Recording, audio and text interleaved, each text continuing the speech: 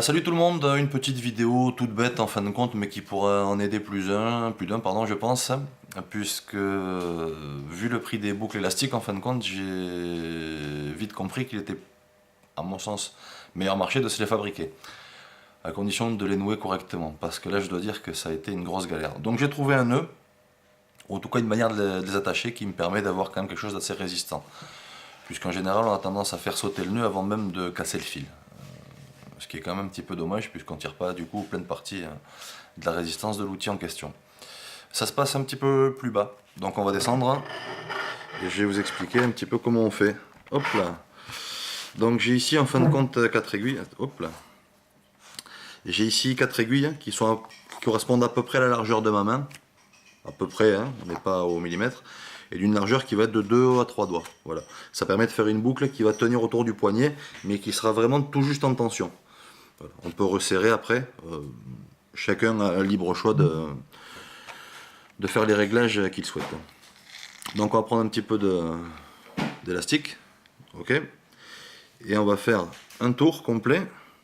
Hop, ici. Plus une grande longueur qui va nous permettre de travailler. Donc le moins de tension possible. On peut en mettre. Enfin pareil, ça vous ferez les réglages qui vous font plaisir.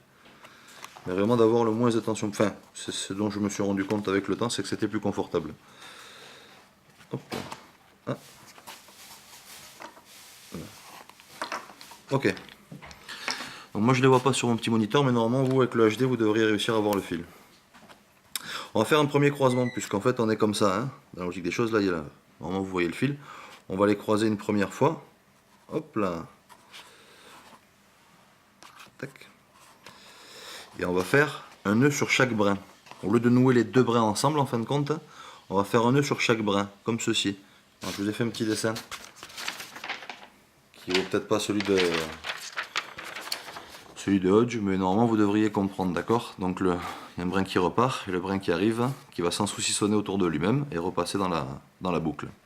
Voilà pour le dessin. D'où l'intérêt d'avoir ces trois aiguilles, ça va nous permettre de créer, hop là, ici, une première boucle assez facile à utiliser, puisque c'est là tout le problème de la chose. Hop là, ah, pas monter, si, voilà, il est monté. Donc on saucissonne, hop. On peut utiliser une troisième, hein, c'est pas du luxe. Hein. Là. On va repasser. Donc, une fois. Voilà, 3-4 fois c'est bien. Pas la peine d'en faire plus. Voilà. Et maintenant que j'ai saucissonné le fil autour de lui-même, donc comme je vous montrais sur le dessin, on va repasser dans la boucle, tout simplement. Hop là. On enlève les petites aiguilles. Tac. Tac. Et on fait glisser gentiment, tout doucement, jusqu'à ce qu'il s'arrête. Il y a un moment où vous ne pourrez plus de toute façon tirer dessus. Il faudra vous arrêter. Voilà. Normalement, on n'arrive pas très loin de l'aiguille. Ça ne sert à rien de la serrer, sinon vous ne pourrez plus l'extraire. Donc là, ces comptes-là, vous l'enlevez. Et là, on peut s'amuser à tirer un petit peu plus. Voilà. On va faire pareil de l'autre côté. Si j'arrive à me décrocher, voilà. Pareil. Une aiguille.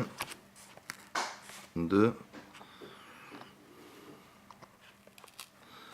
Donc en fait j'appuie sur les aiguilles, c'est pour me faire remonter le fil tout simplement. Hein. Et si vous voulez le faire descendre, ben, voilà. Tac. Et on repasse dans la boucle au milieu. Et pareil, on va faire glisser.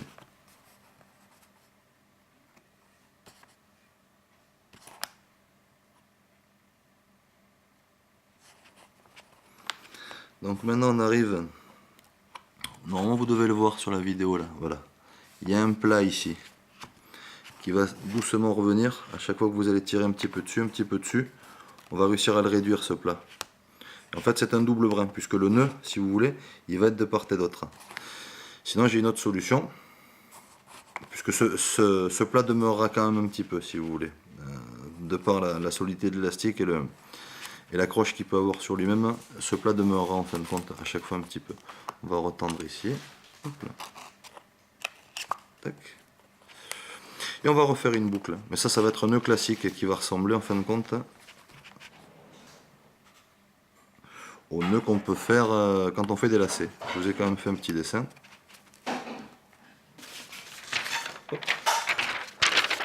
Tadam. Donc pareil, on arrive, on repart et on refait en fin de compte un saucissonnage, mais cette fois-ci avec les deux morceaux de brin. Donc on va refabriquer une boucle. Hop. Il est bon. Ok. Là. Non, je fais une bêtise. Check. Voilà. Et on repasse une fois. Et on peut le refaire une deuxième maintenant.